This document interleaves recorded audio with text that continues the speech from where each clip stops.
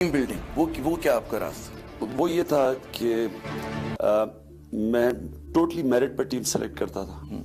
जो मैं समझता था कि ये बिल्कुल ये मेरी टीम है, ये मैंने मैच जीतना है, मुझे उसके लिए ये टीम चाहिए। तो वो टीम के जो की प्लेयर्स थे ना, उनके ऊपर तो मैं कभी कॉम्प्रोमाइज नहीं करता था।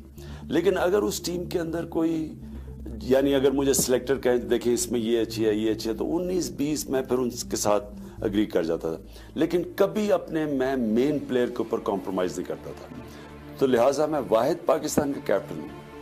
2 दफा मैंने रिजाइन किया कैप्टनसी से, किसी ने नहीं रिजाइन किया आज तक। एक दफा मैंने रिजाइन, और आप यकीन करें वो एक ही खिलाड़ी के ऊपर था।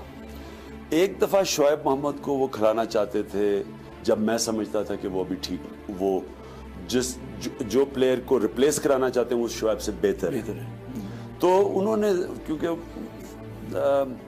सेलेक्टर्स ने ज्यादा जोर लगाया और उन्होंने टीम सेलेक्ट कर दी मेरे पूछे बगैर और शोएब को डाल दिया। तो मैंने कैप्टनसी से रिजाइन किया। मैंने कहा ये टीम आप गलत खिला रहे हैं, तो मैं रिजाइन करता हूँ।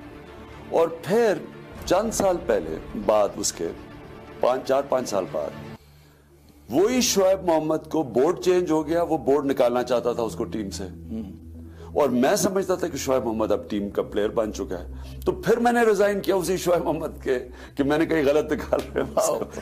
अच्छा, खेल की दुनिया